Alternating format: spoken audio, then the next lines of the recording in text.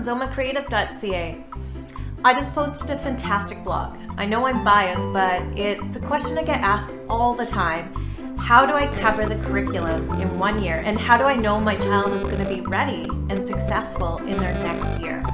So today I'm going to go into detail about what the curriculum is, how mainstream teachers cover it in 1 year, and what's expected of homeschool families like your own. Every country, every province, every state has its own curriculum, and it's just a fancy way of saying, here's what kids should learn at a certain level. And for the most part, there's a lot of things that are the same, like in terms of levels of math, levels of reading and writing. But when it comes to social studies and science, that's where we see the biggest differences. I'm going to get into detail about all of that stuff. Basically, the Ministry of Education in whatever country or province decides this is what we want our students to achieve by a certain level. Some of that is based on basic principles, like you cannot teach fractions to somebody who doesn't know their addition and their subtraction. But we do, because we push kids through. Other benchmarks are we have to teach the alphabet first, and then we teach writing and we teach reading. But it's interesting because some places and some philosophies favor reading over writing or writing over reading. So again, there's some flexibility. So the curriculum in a nutshell is a little bit arbitrary. I mean, at its core, it has an amazing ability to level the playing fields, but of course, not all children are built the same way. Not all of them have access to the same resources and information. And so that's why I really, really, really love this topic. And I'm so glad that people ask me about it, because I'm really passionate about looking at the curriculum, not as what the government says are check marks for you must know 1 + 1, you must know ABC, you need to know integers, you need to know chemistry 12, but right? Like, let's not think of the curriculum in terms of those things. But I do value those things. But let's look instead at the curriculum as how can we give our child, the child that we're working with, the ability to succeed in the wider world. And an amazing thing is that the Ministry of Education in British Columbia, they moved towards that a couple years ago. In theory, they moved towards that. So they started with these big ideas: communication, social and personal responsibility, and critical thinking. Those are the big ideas. And basically they're saying those are the most important thing. If your child has sense of personal responsibility, right and wrong, setting goals and reaching them, accountability, leadership, and if they are able to communicate and they have critical thinking, they will succeed in life. And that's all we want for our kids. So the next layer that they added on were these overarching, those are the core competencies. Then we have these big ideas, and the big ideas get closer to what we put on a report card. Some teachers only teach these big ideas. They don't even get into the nitty-gritty. They want to know if you have a knowledge of the relationship between numbers, if you have metacognitive strategies. So it's a little bit fancy and overwhelming, especially if you haven't gone to a program to train for it, like Teachers College or other support programs. So then what happens is people tend to focus on the curriculum, which is at the bottom, which is the old school. It used to be called prescribed learning outcomes, PLOs, in British Columbia. And those are the check marks. Those are in grade 5, we're going to learn about Canada, and we should know there are this many provinces and territories, and these are the Great Lakes, and this is the 3 levels of government. And so then you get into the check marks. So what happens, a lot of people, a lot of homeschool families, a lot of teachers focus on the things at the bottom rather than going back to those core ideas at the top, those core competencies, as they're called, about communication and critical thinking. but we need to go back up to the top and start there. So at Zoma Creative, when I started working with homeschool families over 6 years ago, I was a really mainstream teacher. I'd worked in private schools and public schools, and I was all about the check marks. And then I worked with teenagers at first and did this sort of grade 7, grade 8 program. And I knew that it wasn't right. It didn't sit right with me to be working with these students who were doing amazing outdoor programs, who had real life skills, and whose parents really valued the child first, as we all do.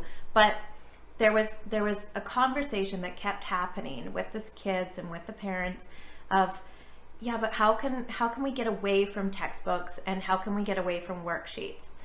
And what I heard them saying was, we don't value worksheets and textbooks or formal education. But I was dead wrong. What they were really saying is there must be a more natural way to learn.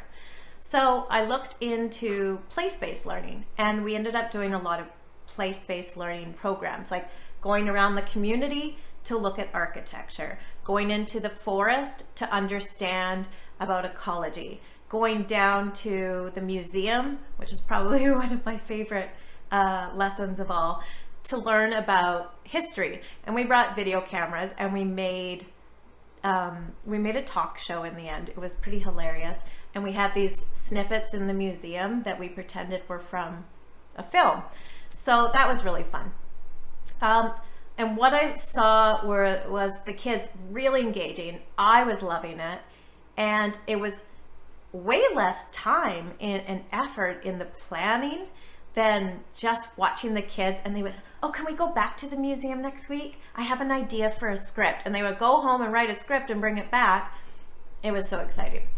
So because we're having so much fun, the parents asked me to start a junior program. So in the fall, I started my business in January, and that following September, I started the project-based learning with these younger kids, and they were 6 to 12 years old. I had never taught elementary before in my life. It was so, I was having nightmares the week before of just like it being a total catastrophe. So, and this is after years of teaching. So I honestly, because I knew so little about how to teach, I really put it to the kids. What do you want to learn about? What interests you? And we started brainstorming. And then I came up with this idea of month-long projects. I'd run spring break camps and summer break camps. And so that was a bit of my inspiration. I'm going to do like a month-long theme, like a summer camp, which was a week at that time. So the kids chose pioneers, and then we chose space was our second one. And then we did Santa's workshop right before Christmas. I said, okay, well, I'm going to focus mostly on history for the pioneers, obviously, and I'm going to focus on science for space, and Santa's workshop is going to be a math focus. And it wasn't a theme. The theme is not math. It's a focus. So just layering more math into those projects and themes. So basically what we did to start with was,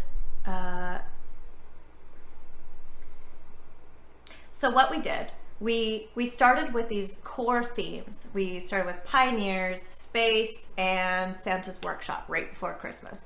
And I decided one was going to be history, the next month was going to be science, and then the final one, Santa's workshop, was going to be a math focus. So that would be the thing that we would spend more time on, but we would still have science in the Santa's workshop. We would still have literacy throughout all of it. And this is where everything changed. I was having so much fun. The kids were having fun. I had a parent come up to me after a couple of weeks and say, how did you teach my child to read? And I said, I didn't. I didn't teach your child to read because I really hadn't had training in how to teach a kindergarten or grade 1 student to read. And what I learned from that was sometimes less is more. So the next piece that I really focus on in my blog is that there are these core competencies, there are these big ideas, but if we move away from them on this is what we need to cover in a year and look more at the general idea, then we start to open up the curriculum to children naturally learning, naturally picking things up that they need at that time, or advancing skills that they have previously and then layering on new ideas. There's lots of really fancy terms for all of this stuff.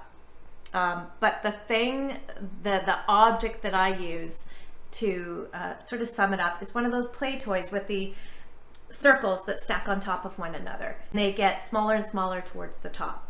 And basically this is curriculum. Curriculum is lots at the bottom, everything at the bottom. We need to cover it all, we need to cover a lot of it, and then you get more and more focused as you get towards graduation or even your post-secondary. So if we go with that principle, it just means we should expose our students, our children, to as much as possible. That know how to do this and they know how to do that. It means exposure, introduce ideas, and just layer so that the next year they have a really solid foundation.